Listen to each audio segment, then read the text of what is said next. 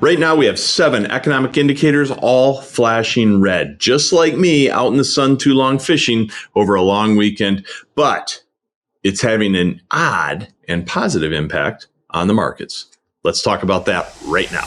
Welcome to the Trending Report, brought to you by USA Financial. The Trending Report is a bi-weekly show that aims to focus on the trend lines rather than the headlines. Each episode features commentary around the state of the market, as well as other factors that may impact your personal finances. The host of the Trending Report is an investment advisor representative of and securities are offered through USA Financial Securities, member FINRA SIPC, a registered investment advisor. The Trending Report is educational and not intended as personal financial advice.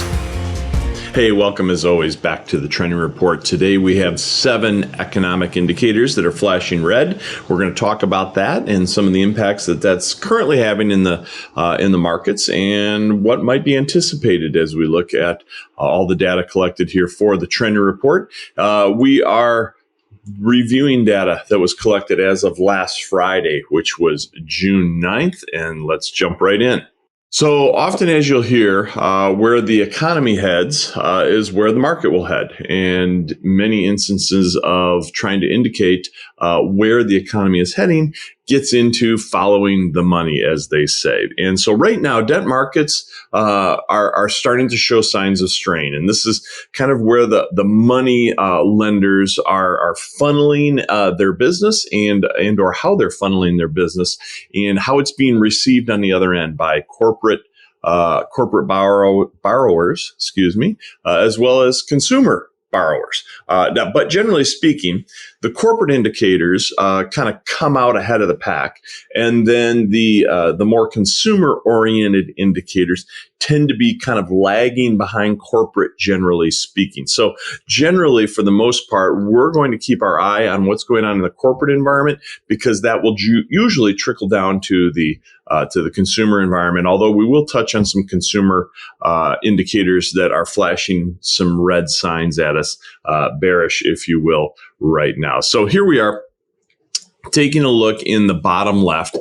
This is the U.S. bank lending standards versus changes in GDP. And what they mean by lending standards is it getting harder or easier to get a loan? As we see these spikes up, like we saw right here, and if you look at the time frame down in the bottom, that was the financial crisis. You could see that shot up that takes place where the lending standards become much more stringent, and at the same time, the GDP started to take a drop. So that's normally the correlation that they're looking for in such a chart. Now, it gets a little wacky right in here with the pandemic in 2020 because everything moves so quickly. It's almost like they chased each other up, they chase each other back down. But what's happening right now is you're seeing the deviation, and that's the normal way that it goes. So what we saw at the beginning of the lockdowns, that was unusual. Again, there were a whole collection of very historic things going on at the time. Now it's a little more standardized. And so here we're seeing this large increase in lending standards. Increase meaning it's getting harder to get loans. They're requiring more of companies in order to secure a commercial loan. And then the GDP is starting to tail down a little bit. Now, keep in mind, we're in this weird little phase right now where certain economic indicators that are showing signs of a recession are being interpreted by the market in kind of a positive way.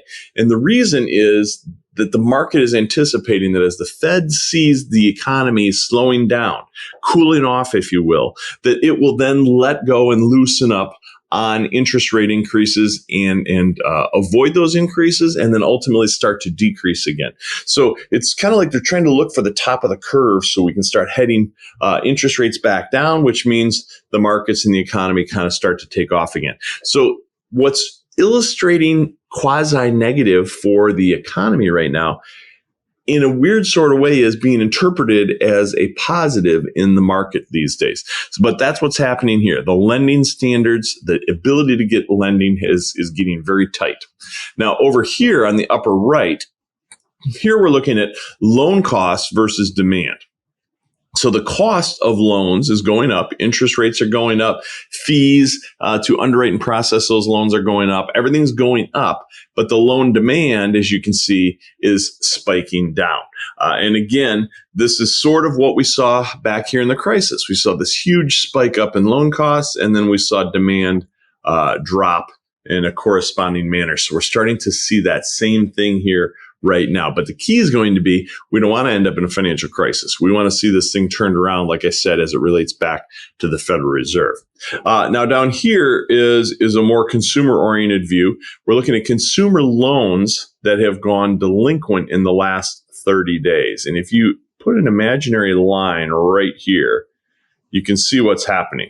We're getting an increase of delinquencies going back just a year and a half or so. And so, again, these interest rate increases are starting to affect people as they have to pay higher interest rates. Their payments are going up, especially if they have variable rate loans, as you would see on a mortgage or a home equity loan. And then, obviously, credit card loans and auto loans are more expensive as well. So, again, the impact is starting to be seen at the consumer level, not just this corporate level. So this is 3 of the red flashing economic indicators we're seeing right now. Let's take a look at the next 4. Now here we have U.S. corporate bond sales. Again, if a company wants to get access to cash, they can either go get borrowing, or they can create a bond and essentially go to the consumer for borrowing, to the investor for borrowing. So you can go to a bank for traditional bank lending, or you can essentially lend it out yourself, or request that lending yourself by issuing bonds. And right now you can see corporate bond sales have been dropping dramatically and have hit this new kind of low for quite a period of time. We're looking all the way back. If we track this back, you're looking to, what is that, about 2012, that we saw such a low numeric in corporate bond sales. So that's telling us that corporate America is starting to tighten its belt, and it does not want to carry a lot of debt right now because they view it as being too expensive, which again, hopefully is telling the Federal Reserve that things are tightening up, the economy is slowing down, and they can start looking the other direction at some point. Now, bankruptcies obviously is another issue. We don't want to see that. We like to see, as you can see back here, 2010 coming out of the financial crisis, bankruptcies were on the decline. We were actually on the decline after the pandemic. And now all of a sudden we get this spike up. So we are seeing a jump in bankruptcies. And then average loan to value. So this is, again, if you're thinking in terms of real estate, you're putting 20% down on a new home. That means you're carrying an 80% loan to value. The loan to value number in corporate America doesn't run quite so high as it does in consumers. And so you can see it was hitting around just under 70% in a couple of these census. But look at how it's been dropping now. And we see a huge drop down here. So right now you're looking at right around the range, just a hair over 50% loan to value is the average loan to value in the commercial space, which means, again, it's getting tighter. It's getting harder. They're probably not able to get as much loan to value.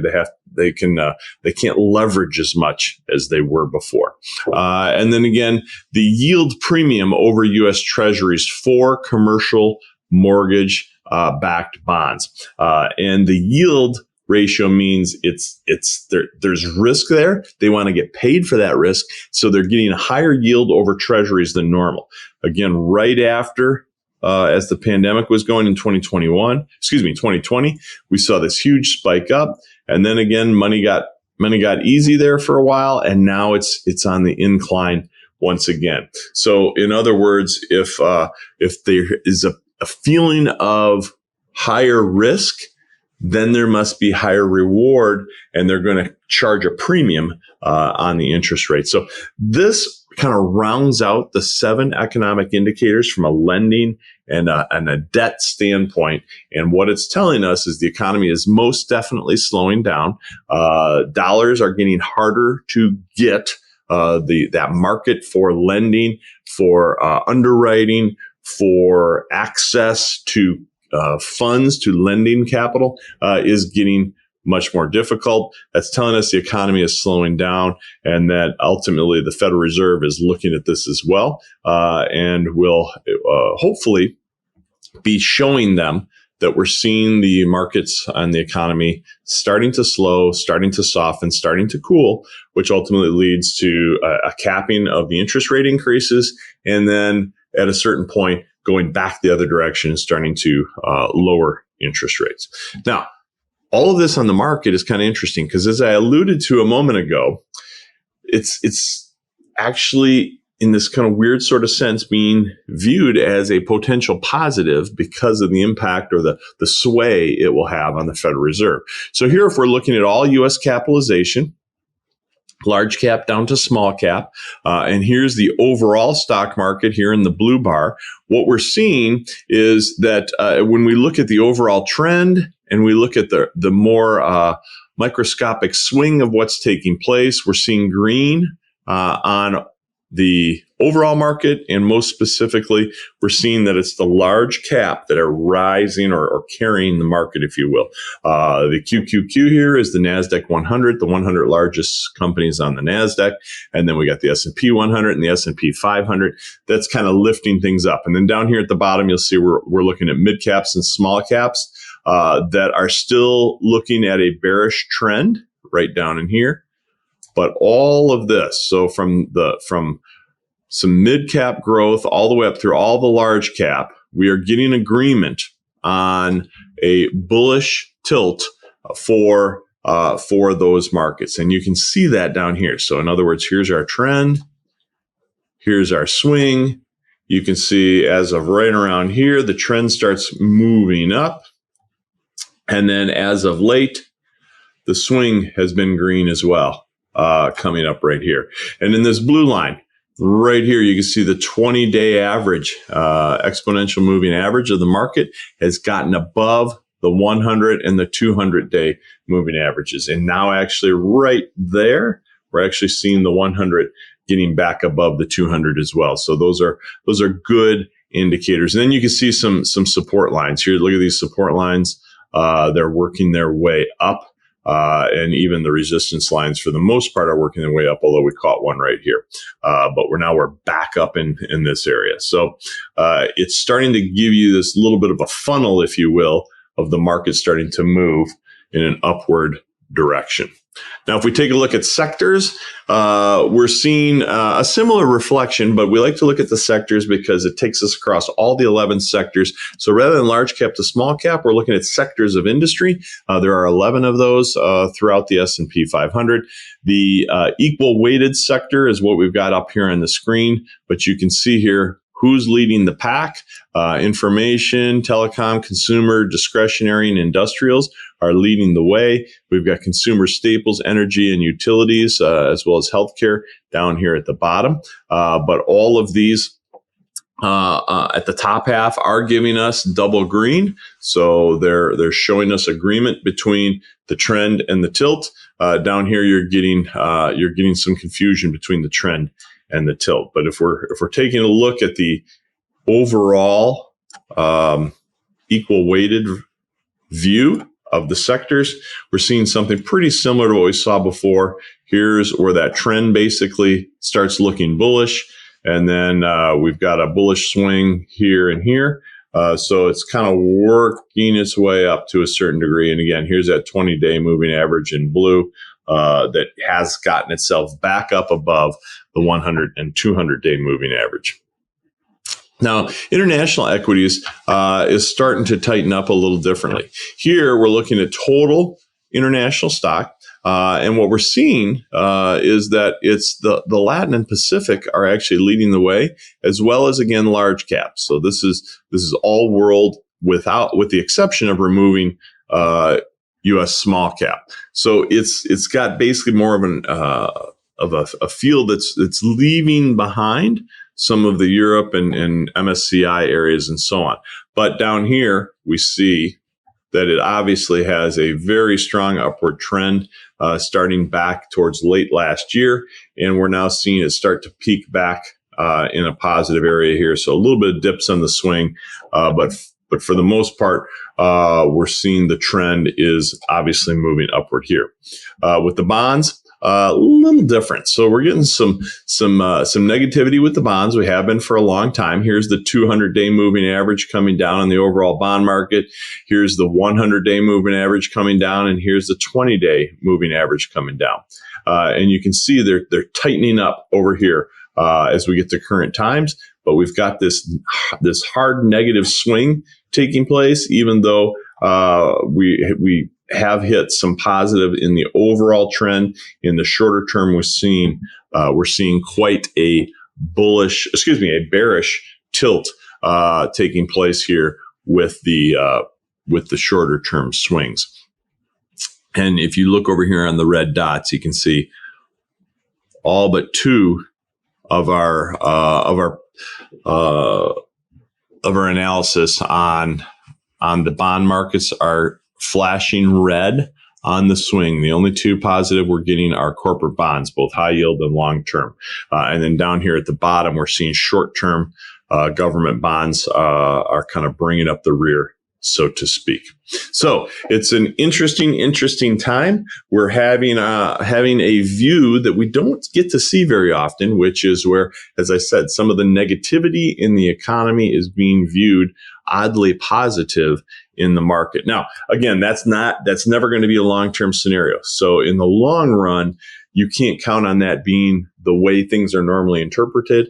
But in the short term, because everyone is hinging and kind of waiting with bated breath on where the Federal Reserve will go next, that little negativity in the economy is in many ways being seen as a bit of a positive outcome in the markets. So again, that's a short-term set of circumstances, but it is in fact happening, and we will continue to track the trends for you. I'll be back again in a couple of weeks. Thanks.